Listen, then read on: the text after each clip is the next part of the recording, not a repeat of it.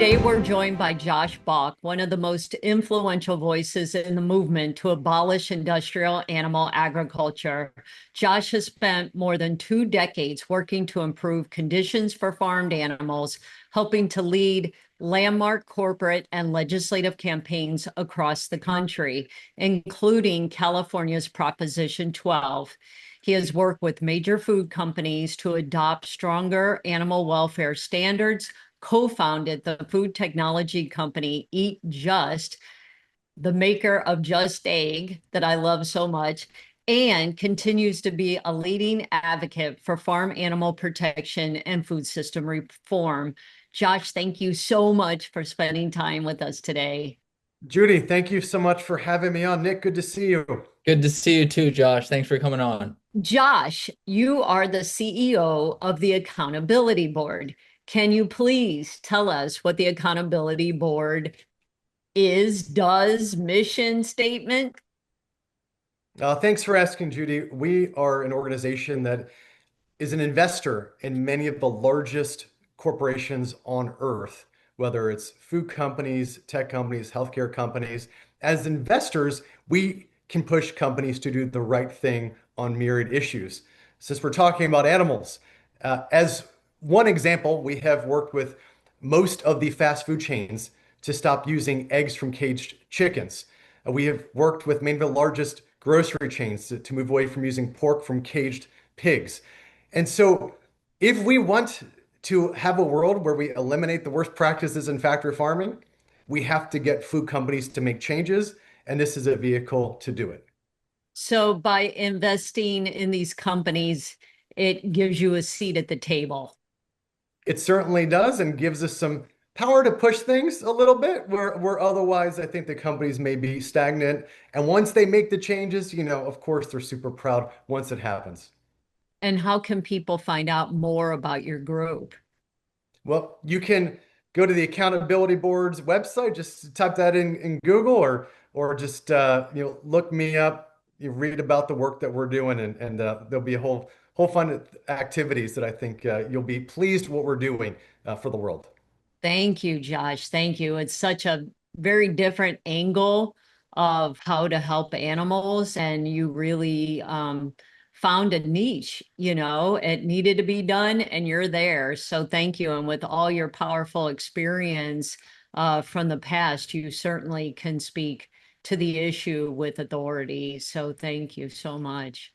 So, our first question for people who may have never heard of it, what is the Save Our Bacon Act and why has it become such a major concern for animal protection advocates? The Save Our Bacon Act is an existential threat to what all you viewers want for animals. It is probably the worst thing to happen to farm animals since the advent of factory farming. Now, to be specific, here's what it does. It reverses the farm animal laws that already exist today throughout the United States and prevents any new laws that are meaningful for farm animals in the future. This has been a battle, Judy, has been going on since 2011 in different iterations. It started with someone named Congressman Steve King from Iowa. I remember that. You remember him. He's Yeah. pretty notorious for his racist remarks, his anti-Semitism, his love of dogfighting, his infatuation with Nazis, also his concept of wiping out farm animal laws because in his district was a big industrial factory farming district. So we tried to move forward with this basic idea in the 2014 and 18 Farm Bill, the big piece of legislation in the United States that is agricultural policy. He failed there. He's no longer in Congress. Other Iowa Republicans, especially, are carrying the torch forward. And this is why we have a battle today against Save Our Bacon. California voters overwhelmingly supported stronger protections for farm animals through Proposition 12. How could the Save Our Bacon Act undermine those voter-approved standards and similar laws in other states? California's Prop 12 is the strongest law on earth for farm animals. Not only does it ban the production of eggs, pork, and veal from caged animals, it bans the sale of eggs, pork, and veal from caged animals throughout the state. So it was a monumental advancement for farm animals. Judie, I remember visiting you during that campaign when I was leading it during that year, and it was a Absolutely. huge fight against agribusiness. I was going up and down the state debating pork industry executives on TV, radio, newspaper editorial boards. And of course, on election day, it was the animals, not industrial agriculture, that won. We got nearly A big two-thirds of the win, vote. right? Great Yeah. memory. It was nearly two-thirds Yes, of a the big vote. one. Massive landslide. So that was good. And that led to other laws being passed throughout the United States. And because of these laws, and also corporate policies like McDonald's switching all their eggs and pork away from caged animals, advancements that we have won at the Accountability Board, the organization that I'm at. The egg industry now is at roughly 50% cage free. The pork industry has moved about 50% of its operations away from gestation crates. The veal industry has moved most of their operations away from veal crates. These are unbelievable steps forward when years ago that was hard to imagine. So that's tremendous progress that occurred. Now, with Save Our Bacon, that is the dark cloud over advancement. The good news is that because of our actions against Save Our Bacon, we have removed the egg provision within it, meaning the cage-free egg laws have been saved. That is a good thing. Massive win during this campaign in Congress against big, powerful industrial interests Mhm. within the House and, of course, in the Senate. While that is a positive step, what is remaining is that it would eliminate the laws related to pork and Ugh. veal and those gestation crate laws, the veal crate laws. And by the way, it would also wipe out the laws banning foie gras, Oh, banning no. shark fin. Oh, no. It wipes out laws that have to do with the sale of products from animals. And that's why this is so devastating. And so, Nick, this is a huge battle.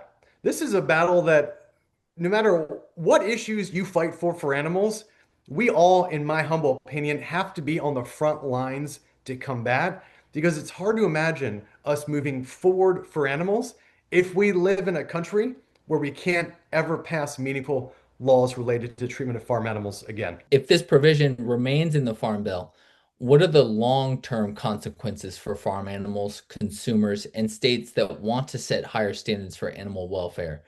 And what can people do right now to help stop it? I don't see us moving forward in a meaningful way in the United States if this horrible piece of legislation passes.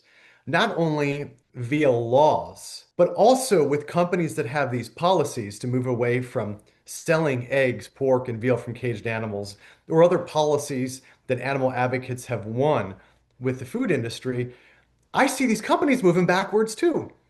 Because what happens is when the government of the United States sets a certain direction for our country, corporations don't say, wait a second, we disagree. We want to keep powering forward to make things better. No, they find any excuse to go backwards. And we've seen that on myriad other issues that folks care about, whether it's about greenhouse gas emissions, whether it's about issues related to race, you name the issues that so many folks care about in society, about how our country has moved forward. If the government starts moving backwards on it, companies take that as a signal, okay, let's move backwards on this too. Mhm. So we're talking about being in a very dire situation in our country if this passes. And that's why I think so many of us, I believe it's critical for all of us to get involved to stop this thing.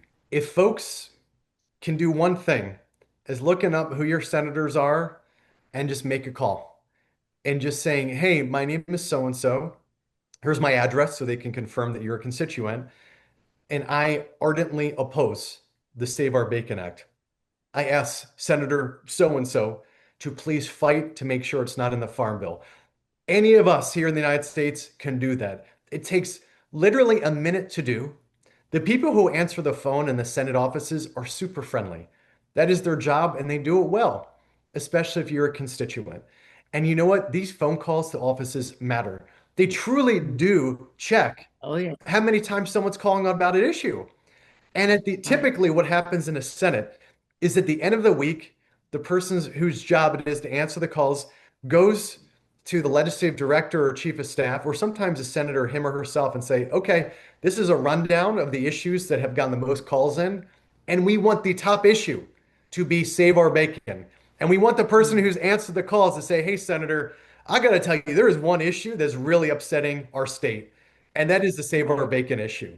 That's what we're hoping for. And to give the animal folks credit, I've met with numerous Senate offices who said that they are getting boatloads of phone calls in, and that is a good thing. And Yay. so, what we need is to keep that up. We need more phone calls because the latest update as of this taping of this interview is that the Agricultural Committee is going to do what's called a markup. That's where they debate the Farm Bill in mid-July. So we have throughout this month of June that we're talking here to get the phone calls in and make it Okay. clear this is the top issue for me. Please fight this thing. That's a lot of great information. It's very scary. We work so hard to pass these bills at the state level, and to think that this federal preemption could come along and prevent us from making these great strides will definitely put us back in the dark ages. So thank you for explaining that. Josh, in 30 seconds, why should someone who cares about animals oppose the Save Our Bacon Act? The Save Our Bacon Act is the worst thing to happen for farm animals legislatively than any piece of legislation in the history of the United States. It wipes out meaningful farm animal laws, prevents any new meaningful farm animal laws ever from passing in the United States.